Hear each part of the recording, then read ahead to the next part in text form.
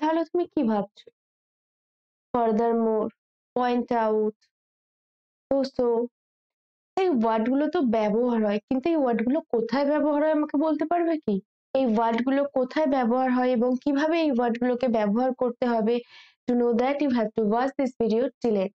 তবে ভিডিও শুরু করার আগে আমি তোমাকে আবারও বলবো, just do subscribe my channel. আর যদি আগেই চ্যানেলটাকে সাবস্ক্রাইব করে থাকো তাহলে লাইক আর শেয়ার করতে ভুলো না।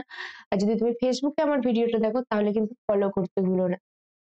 তো hello everyone, this is Barnali here and you are watching me in Barnali classroom. তো দেখো, এই সো হেন্স, ফার্দারমোর তুমি যদি একটু স্মার্টলি কথা বলতে চাও, একটু অ্যাডভান্স কথা বলতে চাও, তাহলে তোমাকে এই ওয়ার্ড গুলো তোমার কথার মধ্যে ইউজ করতে হবে। সেই কারণে কখন কোথায় কিভাবে ব্যবহার হয় সেটা আগে জেনে নেওয়া যাক।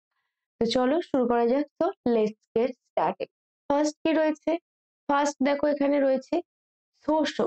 ফার্স্ট ওয়ার্ড হচ্ছে আমাদের সোশো। এই সোশো ওয়ার্ড আমরা কখন ব্যবহার করি? বাক্যটি সাধারণত এমন পরিস্থিতিতে ব্যবহার করা হয় যেখানে কোনো কিছু সম্পর্কে মিশ্র অনুভূতি বা মাঝারি মানের পর্যালোচনা প্রকাশ করতে হয়।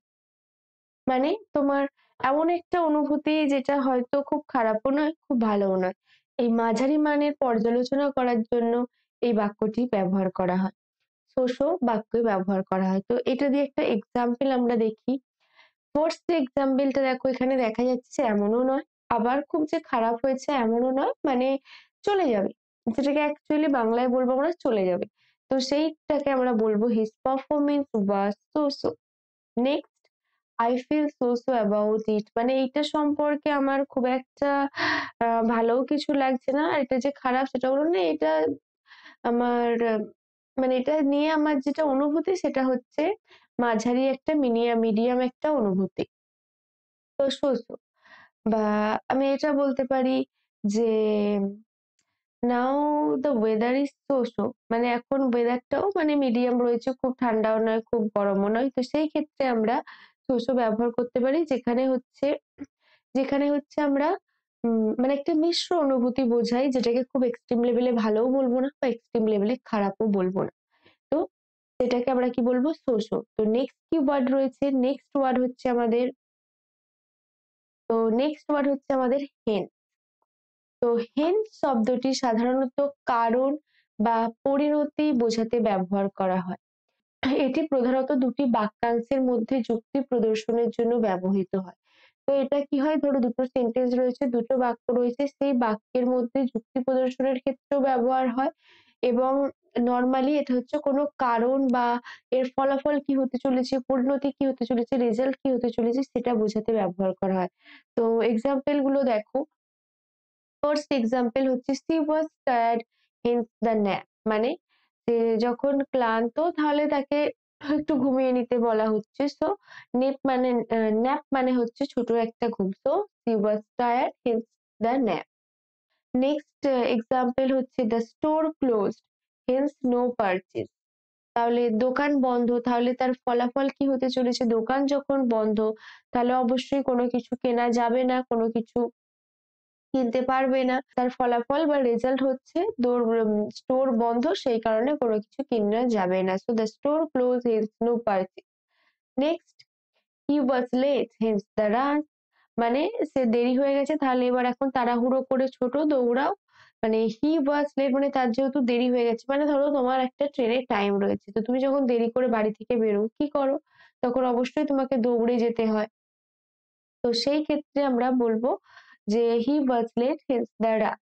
হেন্স হচ্ছে নরমালি কোনো একটা পরিণতি বা ফলাফলের ক্ষেত্রে ব্যবহার হয়। যেমন ধরো আমরা ওই যে বললাম যে যখন তোমার দেরি হয়ে যায় এবং তোমাকে যখন ট্রেন ধরতে হয়, তুমি যখন বাড়ি থেকে দেরি করে বেরো তখন কি হয় যে তাহলে তোমাকে ছুটতে হয়।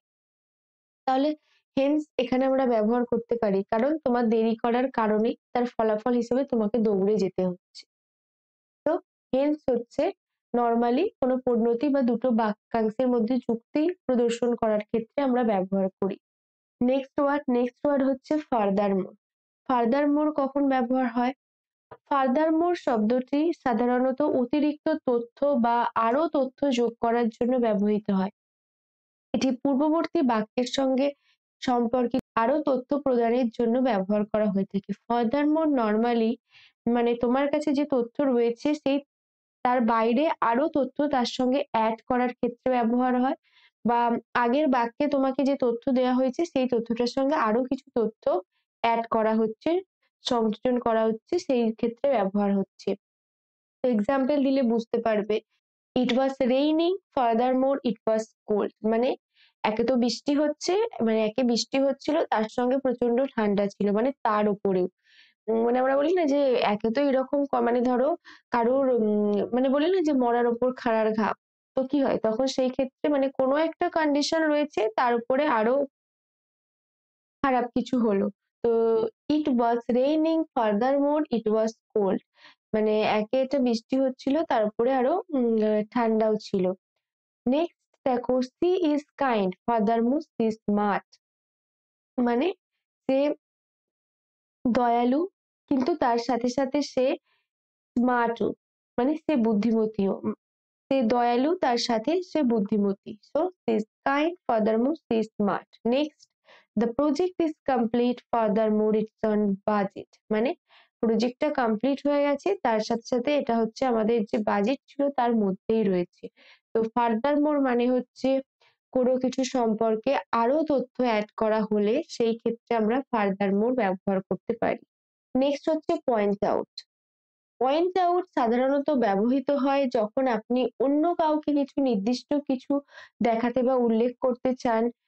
এটি আপনাকে স্পষ্টভাবে তথ্য তুলে ধরতে সাহায্য করে। মানে যখন কোনো কিছু সম্পর্কে বা কোনো কিছু বিষয় তুমি একটু ভালো করে সেটাকে দেখাতে চাইছো, যখন সেটাকে তুমি নির্দিষ্ট করে মার্ক করে দেখাতে চাও, তখনই আমরা সেটাকে পয়েন্ট আউট বলি।